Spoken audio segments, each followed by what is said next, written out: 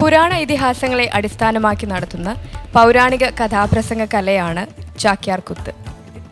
ചമ്പു പ്രബന്ധങ്ങളാണ് പ്രബന്ധക്കൂത്തിന്റെ അഥവാ ചാക്യാർകൂത്തിന്റെ സാഹിത്യം.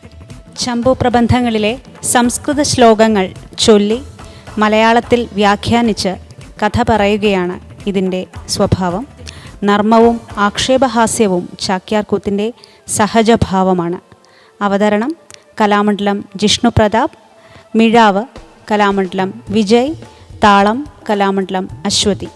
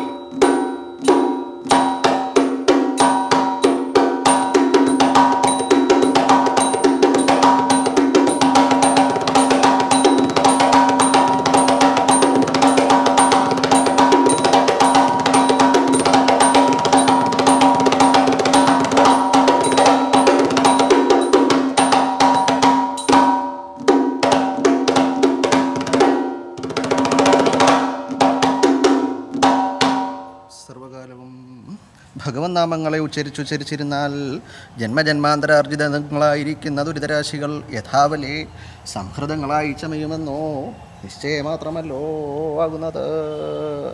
സാ രാമചന്ദ്ര വാഹ് പായാൽ ഔവണ്ണമെല്ലാം ഇരിക്കുന്ന രാമചന്ദ്രൻ ഭവാന്മാരെ രക്ഷിക്കട്ടെ.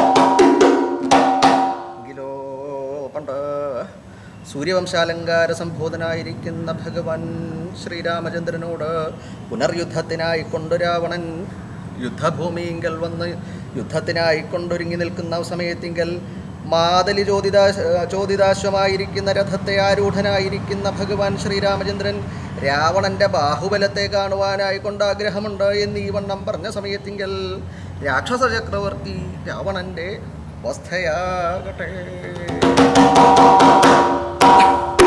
യദ്വാസീമനിതോരണേന സുദൃഢം ബദ്ധപതിർനാകിനാം യാതായാതവിധായി രാക്ഷസവധൂ ചേലാഞ്ജലാസ്ഫാലിത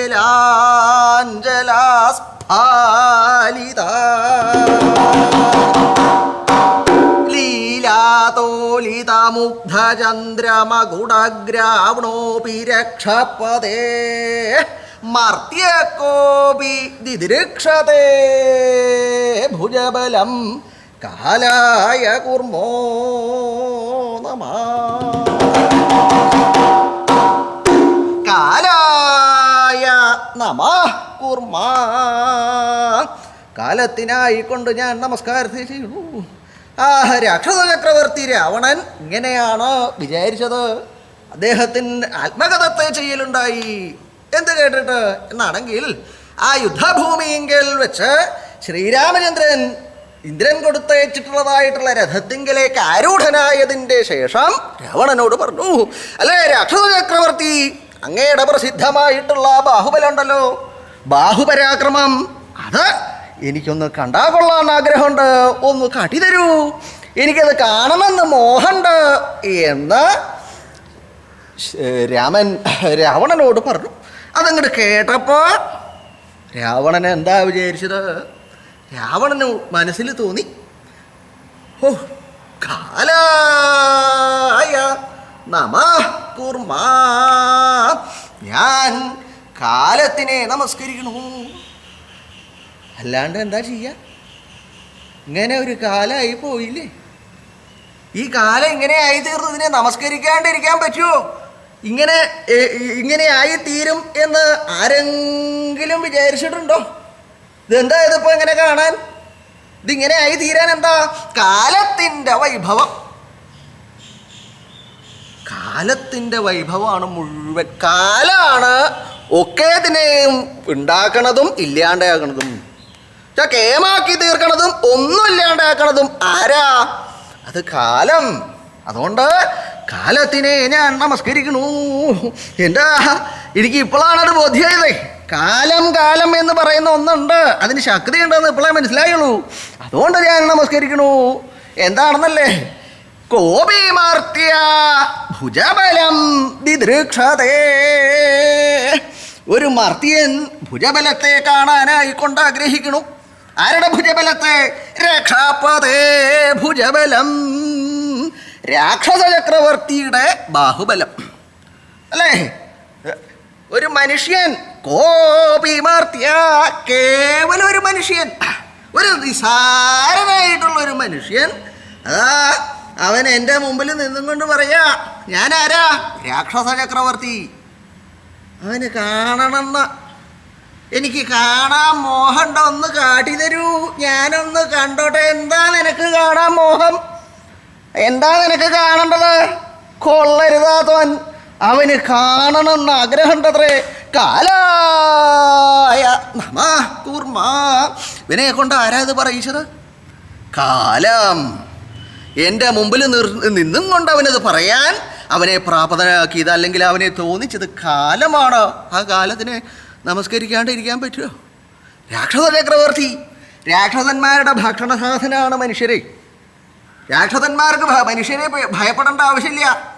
അങ്ങനെ ഭക്ഷണ സാധനം എൻ്റെ മുമ്പിൽ നിന്നുകൊണ്ട് പറയാം, ഒന്ന് കാട്ടിത്തരൂ, എനിക്കൊന്ന് കാണണം, ഒന്ന് കാട്ടിത്തരൂ. എന്താ അവനെ കാണേണ്ടതാ? ഓ, ഈ കാലം ഇങ്ങനെയായി തീർന്നൂലോ. എന്താ ഞാൻ എങ്ങനെയുള്ള ആളാ എന്നാണെങ്കിൽ രാക്ഷസ ചക്രവർത്തി എന്ന് മാത്രമല്ല, ഇപ്പോൾ അവൻ എന്താ ഇങ്ങനെ പറയാനുള്ള കാരണം എന്നാണെങ്കിൽ, അവന് ദേവേന്ദ്രൻ കൊടുത്തയച്ചതായിട്ടുള്ള രഥം, ആ മാതിലി അത് കൊണ്ടുവന്നു. അവൻ അതിൻ്റെ മുകളിലേക്ക് ഇങ്ങോട്ട് കയറി. ഇത്ര നേരം നിലത്ത് നിന്നവൻ അതാ കണ്ടോ കയറിയത്. അവൻ ഇത്ര നേരം നിലത്താ ഇവിടെ നിൽക്കുകയായിരുന്നു. ഷോട്ടിൽ നിന്നവനെ അവൻ ആ രഥം അങ്ങോട്ട് കിട്ടി, അതിൻ്റെ മുകളിലേക്ക് കയറി അവിടെ നിന്നപ്പോൾ അവൻ്റെ ഭാവം അങ്ങോട്ട് മാറി. അത് മാറി അപ്പോഴാണിത് തോന്നിയതേ, ഇന്ന് കാണണം എന്ന് പറയാൻ ആ ദേവേന്ദ്രനാണ് ആ രഥം അവന് കൊടുത്തയച്ചിട്ടുള്ളത്. അതും കാലത്തിൻ്റെ ശക്തി അല്ലേ. ദേവേന്ദ്രനെ അങ്ങനെ തോന്നിച്ചുല്ലോ. ഞാൻ എങ്ങനെയുള്ള ആളാ എന്നാണെങ്കിൽ യദ്വാസീമനി നാഗിനാമ്പതി തോരണേന സുദൃഢം ബദ്ധ. യാതൊരു സീമാവിങ്കൽ നാഗികളുടെ പതിയെ തോരണത്തോടുകൂടി സുദൃഢമാകും വണ്ണം ബദ്ധനായിട്ടുള്ളവനാണ് ഞാൻ. ചെയ്തിട്ടുള്ള എൻ്റെ വീരകൃത്യം, ഞാൻ ചെയ്തിട്ടുള്ള വലുതായിട്ടുള്ള എൻ്റെ പ്രവൃത്തികൾ പലതുമുണ്ട്. അതിലൊന്ന് എന്താ, ഈ ദേവേന്ദ്രൻ, ഈ രഥം കൊടുത്തയച്ചിട്ടുള്ള ദേവേന്ദ്രനെ ഞാൻ എൻ്റെ ലങ്കാരാജധാനിയുടെ ഗോപുരദ്വാരത്തിങ്കൽ ഒരു തൂണിൽ പിടിച്ച് കെട്ടിയിട്ടിട്ടുണ്ട്. അവനെ ഞാൻ അവിടെ സുദൃഢമാകും വണ്ണം ബദ്ധനാക്കി തീർത്തിട്ടുണ്ട്. പീഡിച്ച് മുറുക്കി അവനെ വലിച്ചവിടെ കെട്ടിയിട്ടതാ. അങ്ങനെയുള്ളവനാണ് ഈ ദേവേന്ദ്രൻ. എന്താ കാരണം എന്നാണെങ്കിൽ, എൻ്റെ പുത്രനായിട്ടുള്ള ഇന്ദ്രജിത്ത് സ്വർഗത്തിൽ ചെന്നു, യുദ്ധം ചെയ്തു. യുദ്ധത്തിൽ ദേവേന്ദ്രനെ പരാജയപ്പെടുത്തിയത് മാത്രമല്ല, പിടിച്ചു കെട്ടി ഇവിടെ കൊണ്ടുവന്നു. ഇവിടെ കൊണ്ടുവന്നപ്പോൾ എന്താ ചെയ്യണ്ടേ അച്ഛൻ? ദേവേന്ദ്രനെയാണ് കൊണ്ടുവന്നേക്കണതേ. മഹാകേമനായിട്ടുള്ള ആൾ അത് ബന്ധിച്ച് ഇവിടെ കൊണ്ടുവന്നു. ഈ കാരാഗ്രഹത്തിൽ ഇവിടെ എവിടെയെങ്കിലും ഇടാം. ഈ കാരാഗ്രഹത്തിലൊന്നും ഇട്ടാൽ പോരാ. മാത്രമല്ല ഇപ്പം തന്നെ എത്ര എണ്ണമായി ഇവിടെ കാരാഗ്രഹത്തിൽ ഉള്ളതെന്ന് തന്നെ കണക്കില്ല. മാത്രമല്ല പോകാൻ ഒരുങ്ങിയിരിക്കുന്ന ആളുകളൊക്കെ ഉണ്ട്. അപ്പോൾ അങ്ങനെ ആകുമ്പോൾ ഈ ഒരു കൂറ്റനെയും കൂടി അതിൻ്റെ ഉള്ളിൽ കൊണ്ടിട്ട് അവിടുത്തെ സ്ഥലം ഇല്ലാണ്ടാവും എന്ന് മാത്രമല്ല, ഇങ്ങനെ മഹാകേമനായിട്ടുള്ള ഒരാളെ ഇങ്ങനെ കിട്ടുമ്പോൾ കാരാഗ്രഹത്തിൽ കൊണ്ടിട്ട് ആരും കാണില്ല. മാത്രമല്ല വലിയ വലിയ ആളുകളെ ശിക്ഷിക്കണത് മറ്റുള്ളവർ കാണണം. അങ്ങനെ ശിക്ഷ ഇവിടെ ഇല്ലാത്തതുകൊണ്ടാണ് കൊള്ളരുതായ്മ കൂടി വരണത്. വലിയ വലിയ ആളുകളെ തന്നെ ശിക്ഷിക്കുകയാണ്. ആളുകൾക്ക് കാണാൻ പാകത്തിനുള്ള ശിക്ഷ ഉണ്ടെങ്കിൽ മറ്റുള്ള സാധാരണക്കാരൊക്കെ ഒരുവിധം നേരെയാവും. ഇവിടെ അതില്ല. എന്താ ചെയ്യേണ്ടത്? ഈ ഇന്ദ്രനെ ആ ഗോപുരദ്വാരത്തിൽ അവിടെ ഒരു തൂണിൽ പിടിച്ച് കെട്ടിയിടുക എന്ന് പറഞ്ഞു കൽപ്പിക്കേണ്ട താമസം. അവനെ ആ ദേവേന്ദ്രനെ അവിടെ പിടിച്ച് വലിച്ച് മുറുക്കി അവിടെ കെട്ടി അങ്ങോട്ട് ഇട്ടു. എന്ന് മാത്രമല്ല, അങ്ങനെ കെട്ടിയിട്ട സമയത്ത് ഈ ദേവേന്ദ്രൻ്റെ അവസ്ഥ എങ്ങനെയായിരുന്നു, ഇന്ദ്രനെ എങ്ങനെയായിരുന്നു എന്നാണെങ്കിൽ, യാതായാതവിധായി രാക്ഷസവധൂ ചേലാഞ്ജലാസ്ഫാലിത. യാതായാത വിധായികളായിരിക്കുന്ന രാക്ഷസവധുക്കളുടെ ചേലാഞ്ജലാസ്ഫാലിതനായി തീർന്നിട്ടുണ്ട് ഇന്ദ്രൻ. അതായത് ആ ഗോപുരദ്വാരത്തിൽ കൂടി സഞ്ചരിക്കണ ദേവസ്ത്രീകൾ, രാക്ഷസവധുക്കൾ, ആ രാക്ഷസവധുക്കളുടെ ചേലാഞ്ജലങ്ങളെ കൊണ്ട് ആസ്ഫാലിതൻ അടിക്കപ്പെട്ടിട്ടുള്ളവനായി തീർന്നിട്ടുണ്ട്. ഈ ഗോപുരത്തിൽ കൊണ്ട് പിടിച്ച് കെട്ടിയിട്ടു. അവിടെ ഇങ്ങനെ കെട്ടിയിട്ടതിൻ്റെ ശേഷം ഇന്ദ്രനെ അവിടെ ഇങ്ങനെ തൂണിൽ കിടക്കുക, കയ്യും കാലൊക്കെ വലിച്ച് നല്ലോണം മുറുക്കി കെട്ടിയിട്ടുണ്ടാവും. അപ്പോഴാണ് ഈ ഗോപുരത്തിൻ്റെ നടക്കെ കൂടെ ആളുകൾ അങ്ങോട്ടും ഇങ്ങോട്ടും പോകും. പ്രത്യേകിച്ച് ഈ യാത്ര ചെയ്യുന്നത് സ്ത്രീകളാണ് അധികം അങ്ങോട്ടും ഇങ്ങോട്ടും നടക്കുക. പ്രത്യേകിച്ച് ആവശ്യം ഉണ്ടായിട്ടൊന്നുമല്ല, അവരുടെ ഒരു പ്രകൃത. ഇങ്ങനെ വേഷമൊക്കെ കുറേ കയ്യിലുണ്ടാവും. ഇതൊക്കെ മറ്റുള്ളവരെയൊക്കെ ഒന്ന് കാണിക്കാൻ വേണ്ടിയിട്ട് അങ്ങോട്ടും ഇങ്ങോട്ടും നടക്കുന്നത്. ഓരോന്നിൻ്റെ കയ്യിൽ നല്ല വസ്ത്രം ഉണ്ടെങ്കിൽ ഒരു പുതിയ തരണം കിട്ടിയാൽ ഒന്ന് അങ്ങോട്ട് പോയി വരിക. മാത്രമല്ല ഒരു ദിക്കിലിരുന്നാൽ ഇരിപ്പുറയ്ക്കണ വകയല്ല, അവരങ്ങോട്ടും ഇങ്ങോട്ടും നടക്കും. അങ്ങോട്ടും ഇങ്ങനെ നടന്നു പോകുമ്പോൾ ഈ ദേവേന്ദ്രൻ ഈ തൂണിൻ്റെ മുകളിലുണ്ടാവും. അതുകൊണ്ട് മുകളിൽ ഇങ്ങനെ കിടക്കുമ്പോഴാണ് ഈ രാക്ഷസ സ്ത്രീകൾ അങ്ങോട്ട് പോകുമ്പോൾ ഇതൊക്കെ അടുത്തുകൂടെ പോയാൽ ദുർഗന്ധം. ഈ രാക്ഷസികളെ എന്നുവെച്ചാൽ ഈ രാക്ഷസികളുടെ ശരീരപ്രകൃതി, രാക്ഷസികളെന്നൊക്കെ ഉണ്ട്, ഈ ഭക്ഷണത്തിനനുസരിച്ചാണ് ശരീരത്തിൽ നിന്നുള്ള ഗന്ധമൊക്കെ ഉണ്ടാവുക. എന്താ ഓരോരുത്തർ കഴിക്കണമെന്ന് വെച്ചാൽ അതിനനുസരിച്ചുള്ള ഗന്ധം ആ ശരീരത്തിൽ നിന്ന് പുറപ്പെടും.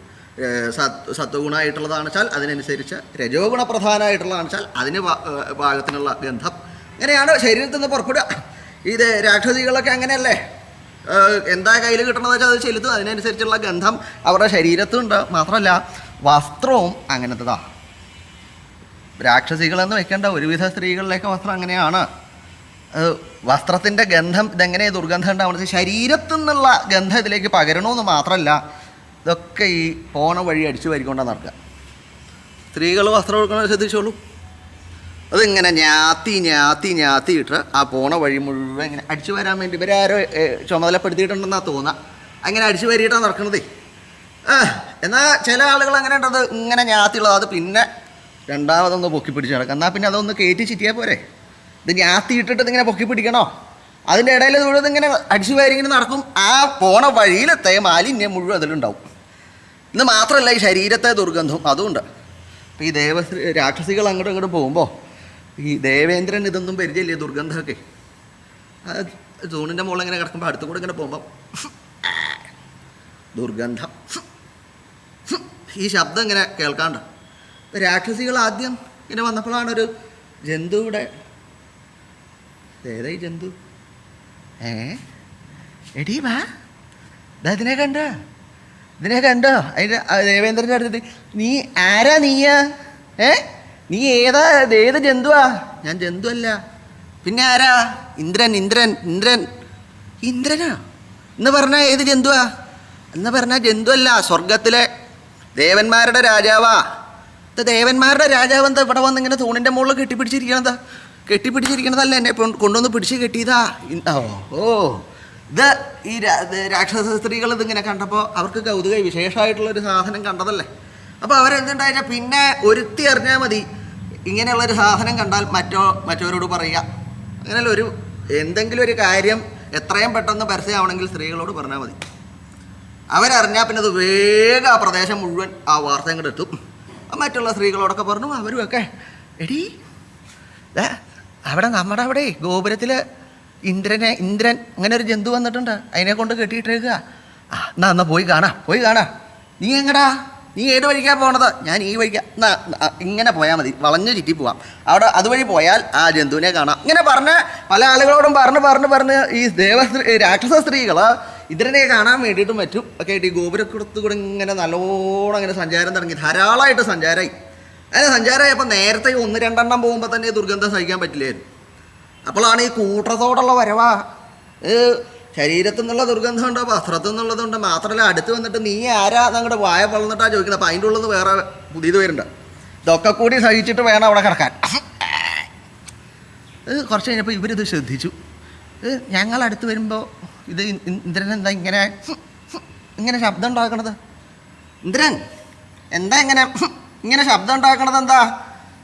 ഞാൻ ശബ്ദം ഉണ്ടാക്കണതല്ല, നിങ്ങളുടെ ഈ ദുർഗന്ധം സഹിക്കാൻ വയ്യാതുകൊണ്ടേ, അതാണ് ദുർഗന്ധം കാരണം. ദുർഗന്ധം? നിങ്ങളുടെ ശരീരത്തിൽ നിന്ന് ദുർഗന്ധം വരുന്നുണ്ട്. എടീ പറയണ കേട്ടോ, എൻ്റെ ശരീരത്തിന് ദുർഗന്ധം ഉണ്ടെന്ന. എൻ്റെ ശരീരത്തിന് ദുർഗന്ധമൊന്നുമില്ല, അത് നിനക്ക് തോന്നണല്ലേ. മറ്റവൻ അങ്ങനെയല്ല തോന്നുക. അവനവൻ്റെ ശരീരത്തിന് ദുർഗന്ധം ഉണ്ടെന്ന് അവനവന് തോന്നില്ല, മറ്റുള്ള ആളുകൾക്കാണ് തോന്നുക. അതല്ല, ഞാനത് ദുർഗന്ധം ഇല്ലാണ്ടായിരിക്കാനുള്ളതൊക്കെ പെരട്ടിയിട്ടുണ്ടേ. അതാവും ഇപ്പോൾ ഇത്തിരി കൂടിയിട്ടുണ്ടാവുക. ഈ പെരട്ടണവർക്കാണ് ദുർഗന്ധം അധികമാവുക. അതിന് മുമ്പ് അത്ര ഉണ്ടാവില്ല. മറ്റേതും കൂടി ചേരുമ്പോൾ ഒക്കെ കൂടി വല്ലാണ്ടാവും. അങ്ങനെയാ? ഇന്ദ്രൻ നിനക്ക് ദുർഗന്ധം ഉണ്ടോ? ഉണ്ട്. അങ്ങോട്ട് മാറി നിൽക്കുക. എൻ്റെ വസ്ത്രത്തിൽ നിന്നൊക്കെ ദുർഗന്ധം ഉണ്ട്, അങ്ങോട്ട് മാറി നിന്നോളൂ. ദേവേന്ദ്രൻ ഇങ്ങനെ പറയാൻ കേട്ടപ്പോൾ രാക്ഷസ സ്ത്രീകൾക്ക് അങ്ങനെ ഉണ്ട് അല്ലേ, ദുർഗന്ധം ഉണ്ട് അല്ലേ. പിന്നെ അവരെന്ത് ചെയ്തു വെച്ചാൽ ഇവരുടെ വസ്ത്രം അവർ പിടിച്ച് ഇന്ദ്രാ ചേലാഞ്ജലാസ്ഫാലിത അവരുടെ വസ്ത്രം കൊണ്ട് ആ ദേവേന്ദ്രൻ്റെ മുഖത്തേക്ക് മണത്തോ ആ ദേവേന്ദ്രൻ്റെ മുഖത്തേക്ക് ചേലാഞ്ജലാസ്ഫാലിത. ആ രാക്ഷസ സ്ത്രീകള് അവരുടെ വസ്ത്രാഗ്രം കൊണ്ട് ഇന്ദ്രൻ്റെ മുഖത്തടിക്കലുണ്ടായിട്ടുണ്ട്. ഇത് മാത്രമല്ല, അവിടെ നിന്നും കൊണ്ട് അടിക്കൽ മാത്രമല്ല, പിന്നെ അതെപ്പോഴും പറ്റിക്കൊള്ളണമെന്നില്ല. ആ രാക്ഷസ സ്ത്രീകൾ അങ്ങോട്ടും ഇങ്ങോട്ടും നടന്നു പോകുമ്പോൾ ഈ ഇന്ദ്രൻ്റെ അടുത്ത് അവിടെ ഇങ്ങോട്ട് എത്തിയാൽ അവരുടെ വസ്ത്രം കൊണ്ട് ഒരു പ്രയോഗം. അങ്ങോട്ട് പോണവരുണ്ട്, അവിടെ നിന്ന് ഇങ്ങോട്ട് വരുന്നവരുണ്ട്. ഈ ഇന്ദ്രൻ്റെ മുഖത്ത് അടിച്ചിട്ടാ പോവാ. ചേലാഞ്ജലാസ്ഫാലിത. അങ്ങനെ ആ രാക്ഷസ സ്ത്രീകളുടെ വസ്ത്രാഗ്രം കൊണ്ട് അടിക്കപ്പെട്ടവനായിട്ട് ഈ ദേവേന്ദ്രൻ ഗോപുരത്തിൻ്റെ നടക്കിൽ കിടന്നിട്ടുണ്ട്. അങ്ങനെയുള്ള ഇന്ദ്രൻ ഇപ്പോൾ എന്നോട് യുദ്ധത്തിനായി കൊണ്ട് രാമന് രഥം കൊടുത്തയച്ചേക്കണു. കാലായ നമഃ കൂർമാ. അയ്യോ കഷ്ടം, ഈ കാലം എങ്ങനെയായി തീർന്നൂലോ. കാലമാണ് എല്ലാത്തിനെയും നിയന്ത്രിക്കണത്. അത് പറയാറില്ലേ, ഒരാൾക്ക് ശ്രേയസ് ഉണ്ടാവുമ്പോൾ എന്താ പറയുക? അവൻ്റെ കാലം അങ്ങനെയാ പറയാം. എന്തെങ്കിലും ഒരു അധോഗതി ഉണ്ടായാൽ അവൻ്റെ കാലം അങ്ങനെയാ പറയാം. ഇത് വ്യത്യാസമൊന്നുമില്ല, ഒക്കെ കാലം തന്നെയാ. ആ വാക്കോ അവസ്ഥയോ മാറണില്ല, പിന്നെ പറയണതിനെ മാറ്റമുണ്ടാവുള്ളൂ. കാലം അതാണ് പ്രധാനം. അതുകൊണ്ടല്ലേ മാർത്തിയ കോപി, ഈ മനുഷ്യൻ, ഒരു നിസാരനായിരിക്കുന്ന മനുഷ്യൻ എന്നോട് പറയണു, അവൻ എൻ്റെ ബാഹുബലം, കയ്യിൻ്റെ ശക്തി കണ്ടാ കൊള്ളാമെന്നുണ്ട്. അങ്ങനെ കാട്ടി കൊടുത്തിട്ട് മനസ്സിലാക്കേണ്ടതാണോ? ഞാൻ എങ്ങനെയുള്ള എൻ്റെ കയ്യിൻ്റെ ശക്തി പ്രസിദ്ധമല്ലേ? എങ്ങനെയാ എന്നാണെങ്കിൽ ലീലാതോലിത മുഗ്ധ ചന്ദ്രമകുടഗ്രാവണ, ലീലാതോലിത മുഗ്ധ ചന്ദ്രമകുടഗ്രാവാണ് ഞാൻ. ലീലയാ തോലിതമായിരിക്കുന്ന മുഗ്ധചന്ദ്രമകുടഗ്രാവോട് കൂടിയിട്ടുള്ള ആളാണ്. ഇത് പറഞ്ഞാൽ മുഗ്ധചന്ദ്രമകുടഗ്രാവാവ് ശ്രീപരമേശ്വരൻ. ആ ശ്രീപരമേശ്വരനെ ഞാൻ യാതൊരു കൂസലും ഇല്ലാതെ കണ്ട് അമ്മാനാടിയിട്ടുണ്ട്. ശ്രീപരമേശ്വരനെ വെച്ചാൽ ശ്രീപരമേശ്വരനെ എടുത്ത് അമ്മാനാടി എന്നല്ല, ശ്രീപരമേശ്വരനോട് കൂടിയിരിക്കുന്ന കൈലാസം പർവ്വതം. ഭഗവാൻ കൈലാസത്തിൻ്റെ മുകളിൽ ഇരിക്കുന്ന സമയത്ത് യാതൊരു കൂസലും ഇല്ലാതെ കണ്ട് ഭഗവാൻ അവിടെ ഇരിക്കണുണ്ട് എന്നറിഞ്ഞും കൊണ്ട് തന്നെ ആ പർവ്വതത്തെ എടുത്ത് അമ്മാനാടി കളിക്കലുണ്ടായിട്ടുണ്ട്. ഒട്ടും ഭയമില്ലാതെ കണ്ട്. രക്ഷപദേ ഭുജബലം കോപിമാർത്യ ദിദൃക്ഷതേ. അങ്ങനെയുള്ള ഈ രാക്ഷസ ചക്രവർത്തിയുടെ കയ്യൂക്കിനെ കാണണം, കയ്യൂക്കിനെ കാണണം എന്ന് ദാ ഒരു മനുഷ്യൻ, അവൻ എനിക്ക് അഭിമുഖമായിട്ട് എൻ്റെ നേരെ ഞെളിഞ്ഞു നിന്ന് അവൻ പറയണു, കാലായ നമഃ കൂർമ്മ. ഇങ്ങനെ ഒരു കാലായില്ലോ, ഈ കാലം ഇങ്ങനെ ആയില്ലോ, അതിനെ നമസ്കരിക്കാണ്ട് എങ്ങനെ ഇരിക്കാൻ സാധിക്കും? കാലം തന്നെയാണ് പ്രധാനം. ഇതിനെ എല്ലാത്തിനും, ഈ അവസ്ഥ മുഴുവൻ എല്ലാം ഇങ്ങനെ ആക്കി തീർത്തത് കാലം ഒരൊറ്റ ഒരാളാണ്. അതിനെ ഞാൻ നമസ്കരിക്കണു എന്ന് രാക്ഷസ ചക്രവർത്തി രാവണൻ ആത്മഗതത്തെ ചെയ്തു. ശ്രീരാമചന്ദ്രൻ്റെ വാക്കുകൾ കേട്ടപ്പോൾ രാവണൻ ഇങ്ങനെയാണ് മനസ്സിൽ വിചാരിച്ചത്. ഇങ്ങനെ ആ യുദ്ധഭൂമിയെങ്കിൽ വെച്ച് ശ്രീരാമചന്ദ്രൻ്റെ വാക്കുകളെ കേട്ട് രാക്ഷസ ചക്രവർത്തി ഇപ്രകാരം വിചാരിച്ചും കൊണ്ടിരുന്നു. അതിൻ്റെ ശേഷം രാവണനും ശ്രീരാമചന്ദ്രനും തമ്മിൽ യുദ്ധത്തെ ആരംഭിക്കുകയും ചെയ്തു. ആ സമയത്തിങ്കൽ യാതൊരു ഭഗവാൻ ശ്രീരാമചന്ദ്രനാണോ മാതലി ചോദിതാശ്വമായിരിക്കുന്ന രഥത്തിങ്കൽ ആരൂഢനായി അവിടെ വർത്തിച്ചത്, അപ്രകാരമെല്ലാം ഇരിക്കുന്ന ഭഗവാൻ ശ്രീരാമചന്ദ്രൻ ഭഗവാന്മാരെ രക്ഷിക്കട്ടെ.